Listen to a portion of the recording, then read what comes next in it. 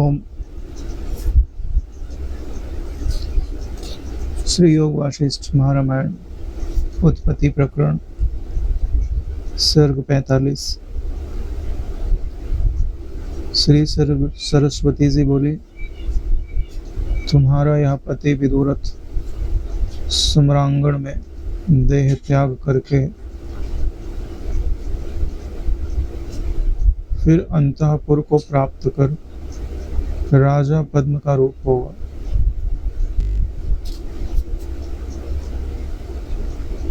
तब श्री वशिष्ठ जी ने कहा कि हे देवी का यह वचन सुनकर उनके समक्ष बैठी हुई उसी नगर में रहने वाली द्वितीय लीला ने विनम्रता पूर्वक हाथ जोड़कर देवी से बोला कि हे भगवती ज्ञप्ति देवी, कि मैंने नित्य पूजा परिचर्या की है। यानी कि जैसे हमको पता ही है कि हम लोग लीलावती का उपाख्यान पढ़ रहे हैं। इसमें राजा पद्म लीला की कथा है और उसमें अब राजा पद्म की मृत्यु हो गई तो लीला को वरदान मिला हुआ था कि उनका पति उसी आकाश में रहेगा। तो जब देवी सरस्वती प्रकट हुई तो उन्होंने लीला को उनके पूर्व जन्म के गृह, जहाँ वो लोग वशिष्ठ ब्राह्मण और अरुंधति ब्रह्माणी थे, वहां भी लेके गए और फिर ये जहाँ राजा मर करके नई सृष्टि में जन्मा है, जहाँ उसका नाम विदुरथ है, वहां पर लेकर के आई है। और वहां पर भी उसी लीला के समान ही उनकी दूसरी पत्नी लीला है, जो उनकी एकदम ट्रू कॉपी है। और जैसे लीला का स्वभाव था, ठीक वैसे ही उस द्वितीय लीला का भी स्वभाव है। जैसे लीला ने माता सरस्वती की उपासना की थी, वैसे ही द्वितीय लीला भी नित्य प्रति भगवती ज्ञप्ति देवी यानी सरस्वती की पूजा अर्चना किया करती है। जब वहां पर देवी सरस्वती ने कह ही दिया कि ये जो राजा विदुरथ है, इसका भी सिंधु राजा से युद्ध होगा, तो वह उसमें कितनी ही वीरता क्यों न दिखाए, उसका परिणाम उसके विपरीत ही जाएगा, उसकी इसमें मृत्यु हो जाएगी। और इसको मृत्यु के उपरांत या पुनः जो राजा पद्म का शरीर सुरक्षित रखा हुआ है दूसरी सृष्टि में, वह जाकर के उस शरीर में प्रविष्ट होकर फिर से जीवित हो जाएगा। तब यहाँ जो द्वितीय लीला है, वह ज्ञप्ति देवी से प्रार्थना करते हुए कहती है कि मैंने माता सरस्वती की नित्य पूजा परिचर्या की है, वे मुझे रात्रि में स्वप्न दिया करती हैं। हे देवेशी, हे अंबिके, जैसी वे हैं उसी तरह आप हैं। यानी कि आप भी मुझे वही लगती हैं। वास्तव में वो उन्हीं की उपासना करते थे। अतः हे वरानने, दीन के ऊपर दया कर आप मुझे वर प्रदान करें।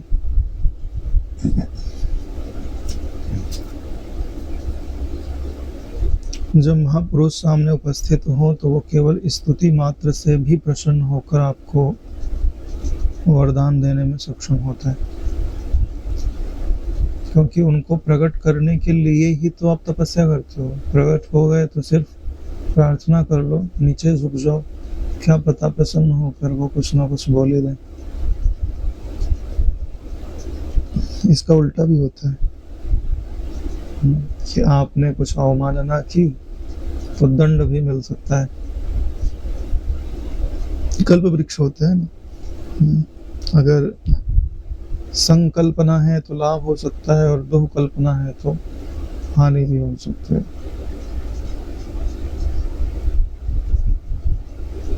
और एक चीज और इसमें समझ में आ रही है कि अगर आप किसी को उपासना करते हैं और स्वप्न में उनके दर्शन होने लग जाए, तो यह बहुत बड़ा संकेत है कि आपका कल्याण होने वाला है, क्योंकि अवचेतन मन में उनकी छाप पड़ गई। फिर सचेतन मन में प्रकट होने के दिन आ रहे हैं। अगर सपने में वासनाएं दिखाई दे रही हैं तो आपको दृढ़ उपासना करनी चाहिए, मलिनता साफ होनी चाहिए चित्त के।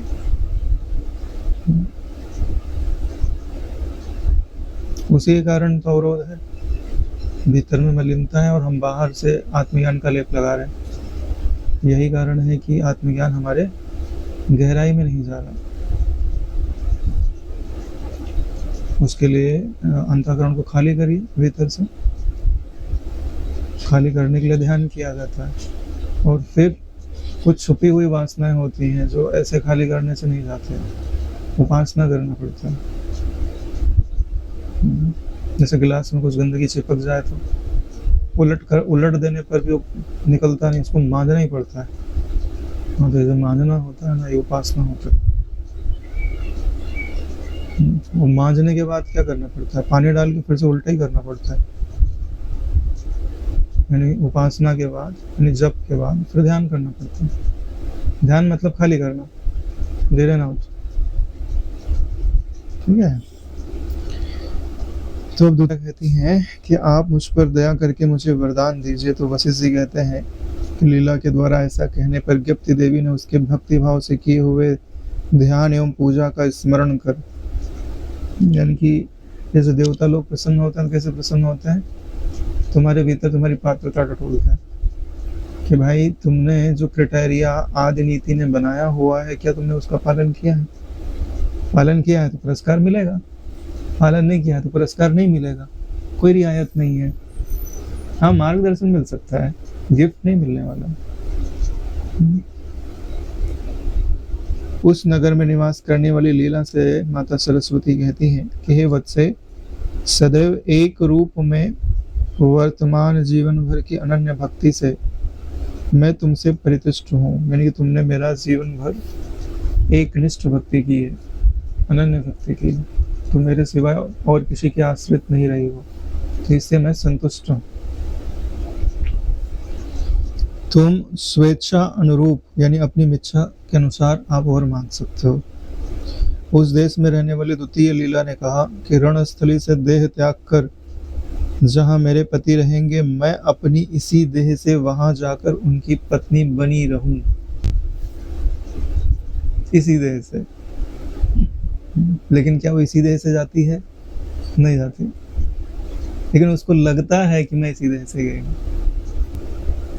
श्रीदेवी बोली, है सुते, तुमने दीर्घ काल तक अनन्य भक्ति से सर्वाधिक पुष्प धूप दीप से युक्त पूजन सामग्री से मेरा सांगोपांग पूजन किया है। तुम जैसा चाहती हो वैसा ही होगा।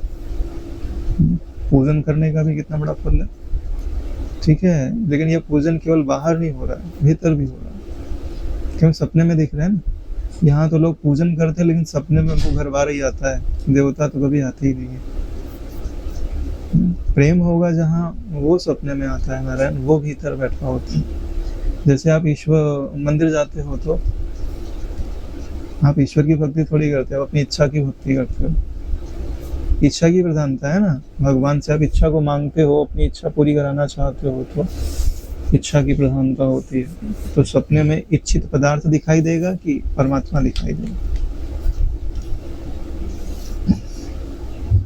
अब प्रश्न ये आता है कि वह कौन सी विधि है जिसके द्वारा जो अपना गहरा अंतःकरण है वो बहुत जल्दी ही स्वच्छ और साफ हो जाए? क्या विधि हो सकती है? क्या आप अपने मन को ले जाओ ट्रांस में और वहां उसको जो जो मलिनता दिखाई देती है उसके विरोधी अफर्मेशन उसमें डाल दो। चंचलता दिखाई दे रही है तो एकदम ट्रांस में ले जा करके वहां डाल दो, मैं शांत स्वरूप हूँ,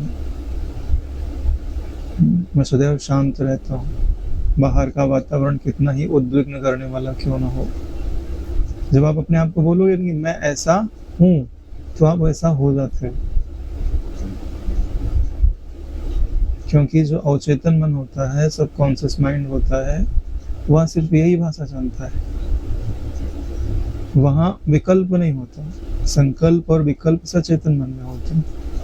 वहाँ आप उसको जैसा बोलो, जैसे एक एल्युमिनियम का वायर होता है, जैसा मोड़ दो वैसे ही मुड़ जाता है, नो इलास्टिसिटी।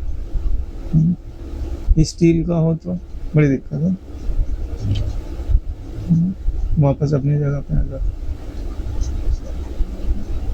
तो उसके जैसा ही होता है। वहाँ पे जैसी कंडीशनिंग कर दी गई, जैसे बच्चे का पढ़ने में मन नहीं लगता, अगर आप उसको बार बार बोलते रहोगे तो मूड है, मूर्ख है, तो कभी सुधरेगा नहीं। तो तुमने बोल दिया ना कभी सुधरेगा नहीं, तो फिर सुधरने की आशा छोड़ ही दो।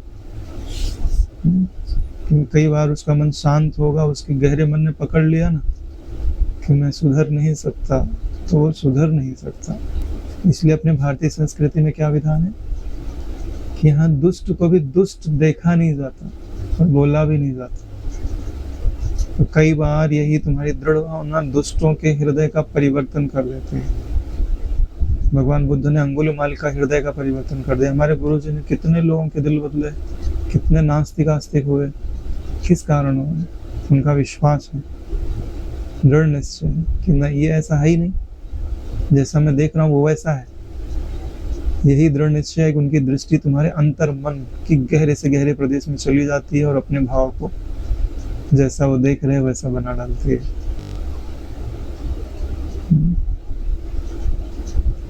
एक तो ट्रांस में ले जाना, दूसरा ट्रांस की जो शांति है उसका आस्वादन ठीक है, थोड़ी देर कर लो, लेकिन फिर अपने अंतःकरण का निर्माण करना पड़ता है। मेन काम क्या है? अंतःकरण का निर्माण, ठीक है। जैसे काम विकार बहुत है तो खूब ट्रांस में ले जाओ, एकदम शांत, ठीक। फिर याद दिलाओ, भगवान ने कहा है कि काम क्रोध और लोभ नरक के द्वार है। काम क्रोध लोभ नरक के द्वार है। जैसे नरक में पीड़ा होती है वैसे ही इनका भोगने के पश्चात दुख का अनुभव होता है।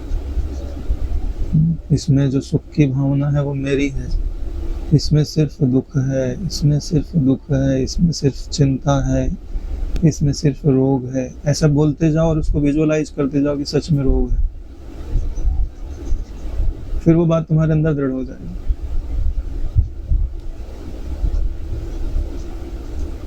I think this is the way.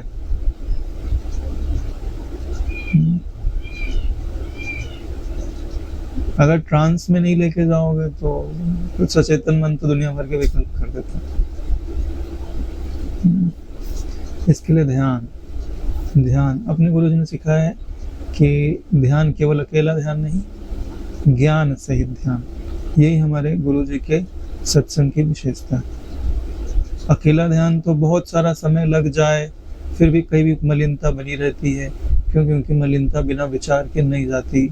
वही हमने अब गिलास का उदाहरण दिया ना, वो कितना ही उलट उलट करके उसको झटके वो चिपक गया है। जब तक उस पर अपमार्जक यानी साबुन नहीं लगेगा, रगड़ा नहीं जाएगा, तो यह जो विचार है वो अपमार्जक है।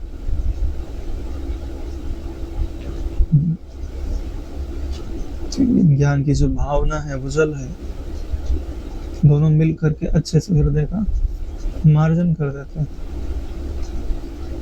क्रोध है तो वहां जाकर के बोलो शांत स्वरूप हूँ। कोई व्यक्ति मुझे दुर्वचन नहीं कहता, वो तो शरीर को कहता है। जैसे कुत्ते को कोई कुछ बोले तो मैं दुखी नहीं होता, ऐसे कोई शरीर को बोले तो मैं कैसे दुखी हो सकता हूँ। गलती दूसरे की, गुस्सा वो कर रहा है, गलती उसकी, तो उसकी सजा मैं क्यों भोगूं? शांत स्वरूप, शांत रहता हूँ, अचल रहता हूँ। मेरी शांति को भंग करने का किसी में सामर्थ्य नहीं। यह मेरा गुरु जी का आशीर्वाद है मुझ पर। अब मैं गुरु का मुख देखूंगा, क्रोधी का मुख नहीं देखूंगा। आपको क्रोध कब आता है? जब आप क्रोधी का मुख देखते हो। जब कोई आदमी क्रोध करे ना तो उसका मुख नहीं देखना चाहिए, और कहीं देखते रहो, तुमको क्रोध का असर नहीं होगा। जब तुम उसका चेहरा देख लेते हो, हाव भाव देख लेते हो, तो क्रोध का संक्रमण हो जाता है। अच्छी बात बता, क्योंकि यहाँ भी एक बीमारी की तरीके का है, आवेश है। जैसे कोई तुमको देख के मुस्कुराता है तो तुम बलात् मुस्कुराने के लिए बाध्य हो जाते हो, ठीक है। ये चीजें कंटेमिनेटेड होती हैं, एक दूसरे को संक्रमित कर देते हैं। लालचियों के संग में बैठो तो थोड़ी देर में तुम लालची हो जाओगे, उनके वाइब्रेशन रहते हैं। तुम्हारा आभा मंडल ज़्यादा पावरफुल ना हो तो उनका विचार तुम में संक्रमित हो ही जाता है। हाँ, अब जिसने विचारों से संबंध छोड़ दिया है उसको गिराना थोड़ा कठिन है। जब तक वो अपना स्टैंड लेके रखेगा तब तक न काम गिरा सकता है, न क्रोध गिरा सकता है, न लोभ गिरा सकता है। हाँ भाई, ये सारी चीजें समझ में आ गई। तो माता सरस्वती कहती हैं कि तुम जैसा चाहती हो वैसा ही होगा। वशिष्ठ जी ने कहा कि राम जी, तत्पश्चात उस वर की प्राप्ति से उस देश में रहने वाली लीला को संतोष पूर्वक प्रसन्न हो, स्थूल देह से प्रतिलोक को प्राप्त करने की आशा से प्रसन्न हो गए। मुझे स्थूल देह का त्याग करा के इस संदेह से चंचल चित्त से युक्त पूर्व लीला देवी से बोली। अब जो पहले वाली लीला है वो परेशान हो गए। अब मेरा तो देह वहां पड़ा है, सूक्ष्म देह से हम यहाँ आए हैं और इनको तो बोल रही हम तुमको इसी देह से वहां ले जा लेंगे। हाँ, तो दो आंख हो गई है। तो एक को इतनी छूट मिल रही है और मेरे साथ ऐसा किया गया। तब वो पूछती हैं कि आपने सत्य कामता के बल से, सत्य संकल्प के बल से उसी स्थूल द्वारा मुझे गिरिग्राम रूपी लोकांतर में क्यों नहीं भेजा? इसके बाद जो माता सरस्वती बोलती हैं वो सिद्धांत है। श्रीदेवी बोली, मैं किसी का कुछ नहीं करती, मैं किसी का कुछ नहीं करती। ये सिद्धांत है नारायण, ठीक है। ये जितने भी देने वाले लोग हैं ना, श्रेष्ठ लोग हैं, उनका भी यही सिद्धांत है। वो भी किसी का कुछ नहीं करते। प्राणी स्वयं अपने समस्त अभिलषित पदार्थों को यथाशीघ्र पूर्ण प्राप्त करता है। यानी जो तुम चाह रहे हो उसके अनुसार शास्त्र विधि से अगर पुरुषार्थ करोगे तो वो मिलेगा। और तुम्हारा वो पुरुषार्थ ही वो तुमको चीज प्रदान करता है। मैं तो मात्र प्राणियों का भावी शुभ वरदान से प्रकट करती हूँ। यानी कि जो होने वाला है वो मैं केवल प्रकट कर रही हूँ। मैं यह निश्चित नहीं करती कि किसको क्या मिलेगा। और फल प्रकट करने में प्रत्येक प्राणी की पूर्व जन्म की काम, कर्म, वासना युक्त चित्त रूपी जीवनी शक्ति, उन कार्यों की बीजभूत माया सहित चित्त शक्ति है। यानी कि उनको जो फल देता है वो क्या है कि जैसा उनका काम रहा है, हाँ, वासना रही है और कर्म रहा है, और उसके अनुसार जैसा उन्होंने पुरुषार्थ किया है तो उनके अनुसार जो उनके अंदर चित्त शक्ति है वो उनका वही संकल्प दृढ़ हो गया, और जैसा संकल्प दृढ़ हो गया वही उनको भासता है। हम बीच में केवल माध्यम है प्रकट करने के लिए। अधियज्ञ और अधिभूत के बीच में अधिदेव होता है। अधिदेव का काम क्या होता है? इन दोनों के बीच में सामंजस्य बना के रखना। यानी किसको क्या मिलेगा वो अधिदेव निर्भर करता है, अधिदेव पे निर्भर करता है, ठीक है। वो देने वाले हैं, लेकिन किसको क्या दिया जाएगा वह जीव स्वयं ही इस प्रकृति के नियमों के द्वारा किए गए पुरुषार्थ द्वारा निश्चित करता है। नहीं तो सबको सब कुछ नहीं मिल जाए। भाई जो ईश्वर होता है किसी से द्वेष थोड़ी ना करता है कि भाई इसको दूं इसको ना दूं, इसको मोक्ष दे दूं और इसको नरक में डाल दूं। सभी उसके बच्चे हैं, सभी को उसने उपजाया हुआ है। तो एक को दुख मिलता है, एक को सुख क्यों मिलता है? दुख वाला दुख चाहता है, बोले ऐसा कदापि नहीं होता। अरे भाई शास्त्रों ने लिख दिया ये कर्म करने पर बाद में दुख मिलेगा, फिर भी वो कर्म कर रहा है, इसका मतलब क्या होता है कि वह दुख चाहता है। सिद्धांत है, उसको बता दिया गया भाई ऐसा करोगे तो नरक जाओगे, सबको पता है। जैसे आप चोरी करने जाते हो तो हृदय कपता है, बताता है मत कर, पाप है ये, बाद में तेरे को दुख मिलेगा, लेकिन फिर भी आदमी करता है उसकी बात ना मानकर। इसका मतलब वो दुख चाहता है तो उसको दुख मिलता है।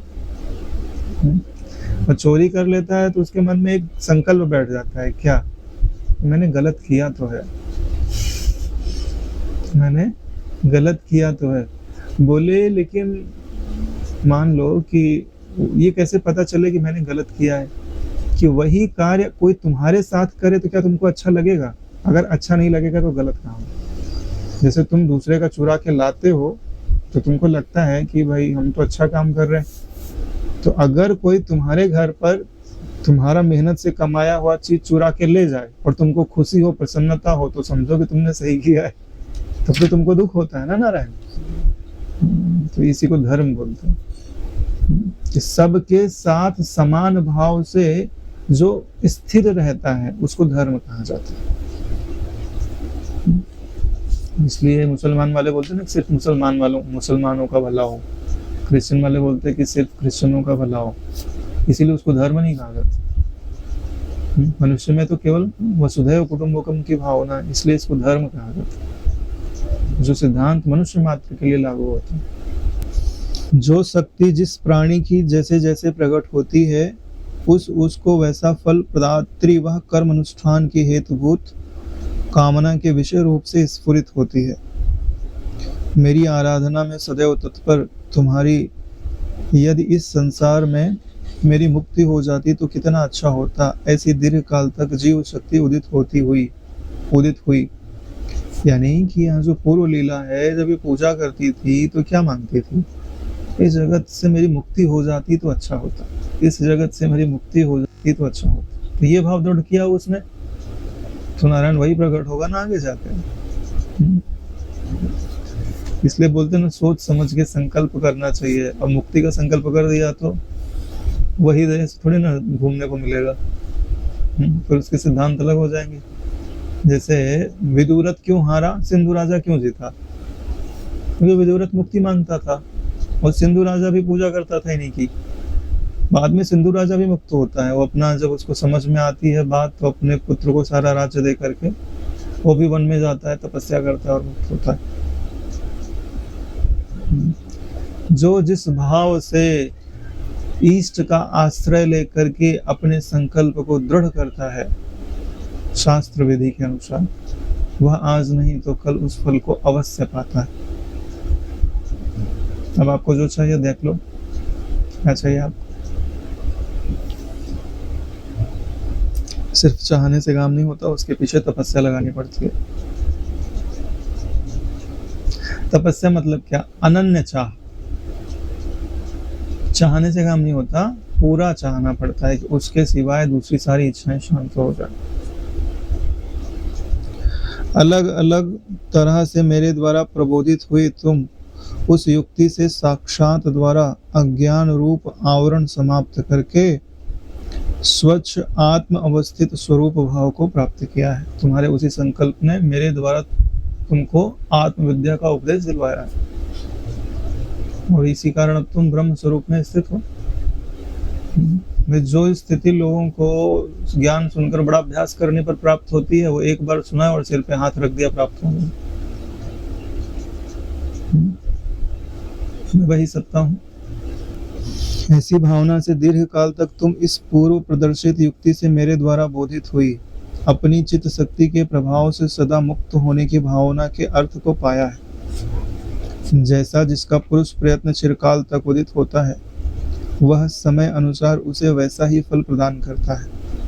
अपनी चित्त शक्ति तपस्या बनकर अथवा देवता का रूप धारण कर स्वेच्छा पूर्वक आकाश से फल गिरने के समान फल प्रदान करती है। यानी तुम्हारी जो तपस्या रूपी चित्त शक्ति है, तपस्या से तुमने जो चित्त शक्ति यानी दृढ़ संकल्प कमाया है, वो गुरु का रूप धारण कर ले, ईश्वर का रूप धारण कर ले, देवता का रूप धारण कर ले। ऐसे ही बिना रूप धारण किए हुए भी तुम्हारा मनोरथ तुमको सिद्ध करा देता। गुरु जी इसलिए तो सत्संग में कहते हैं 97% काम क्या है? तुम्हारे संकल्प का। तुम जिसको चाहते हो तुम उसको कितनी शिद्दत से चाहते हो। स्वसंबित प्रयत्न के बिना कुछ भी फल नहीं दे सकती। यह जो संबित है आपकी संबित सब में है, लेकिन अगर प्रयत्न ना किया जाए, तप ना किया जाए, एकाग्रता ना लाई जाए तो किसी को कोई फल प्राप्त नहीं होता। नारायण, कितने कीड़े मकोड़े हैं, जन्मते हैं और मर जाते हैं। अतः तुम वैसा कर्म करो जैसा फल चाहते हो, वह कर्म अनुसार मिल सकता है। जैसा चाहते हो वैसा कर्म करो। अरे बोले हम ज्ञान चाहते हैं, है ना, तो अंतःकरण शुद्ध करो। अंतःकरण शुद्ध करके श्रवण मनन निधिध्यासन करो,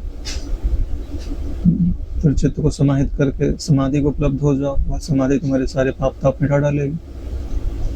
फिर तुम्हारा तत्वमसि आदि महावाक्यों का जो अर्थ है वो स्थिर हो जाएगा। ये विधि तो पढ़ रहे थे ना तत्व विवेक में।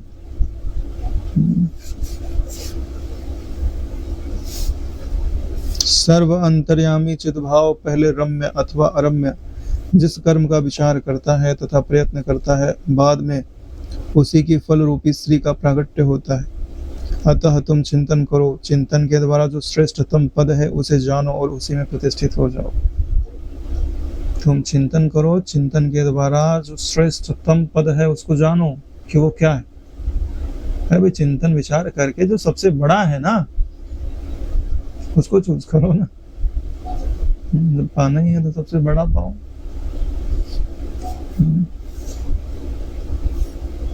और उसी में प्रतिष्ठित हो जाओ। देखो, विचार करके देखोगे तो उसके सिवाय तुमको दूसरा कोई आश्रय तो नहीं मिलेगा। ठीक है, जैसे कोई बोले भाई तुमको हम 10 करोड़ रुपया दे देते हैं, ठीक, तुम उस पैसे के साथ ही प्रतिष्ठित हो जाओ तो तुरंत विचार उपजेगा कि यार धन तो मिल गया लेकिन शरीर का स्वास्थ्य तो ठीक रहता नहीं है। और धन से क्या पता स्वास्थ्य मिल भी पावे कि ना मिल पावे, डॉक्टरों की भी तो एक सीमा है। तो बोले धन अपूर्ण है, चलो बोले स्वास्थ्य भी दे देते हैं। तो बोले 40 साल तो हो गया, 20 साल और जीना है, तो 20 साल स्वस्थ भी रहे तो उसके बाद मरने के बाद क्या पता कहाँ जन्म मिले। देखो, विचार तो इसी निकलता है ना नारायण। तो तुम कितना ही विचार कर लो, कितना ही तुमको दिया जावे, अंत में कुछ ना कुछ बाकी रह ही जाएगा। 60 साल के बदले 1 लाख वर्ष की आयु हो, उसके बाद बीत जाएगा तो बीत जाएगा ना, तो क्या होगा। ऊपर से तुम्हारी आयु से 1 लाख साल रहेगी, तुम्हारे जितने प्रियजन रहेंगे वो तो मर जाएंगे। उनके जाने का दुख। तो तुमको अंत में एक ही चीज समझ में आएगी कि जो शाश्वत पद है उसमें विश्राम के सिवाय दूसरा कोई रास्ता नहीं है। यही तो विवेक विचार यही तो कहता है, गुरुजन यही तो समझाते हैं। तो उसको पालो, उसके बाद देख लेते हैं और कुछ मिलता है कि नहीं मिलता है। नहीं मिलेगा तो भी चलेगा, मिल जाएगा तो भी चलेगा। ज्ञान प्राप्ति के पश्चात ही जो ज्ञानी होता है वो शरीर रूपी नगर में सुख से जगता है और सुख से सोता है। उसे भोग और मोक्ष दोनों ही प्राप्त होते हैं। सूरज उन्हीं के लिए तो निकलता है, तुम्हारे लिए थोड़ी ना निकलता है। हवाएं उनके लिए चलती हैं, बारिश उनके लिए होती है। अरे भाई, घर में जो भी सामान आता है ना वो मालिक के लिए आता है। हाँ, खाते नौकर भी है उसी से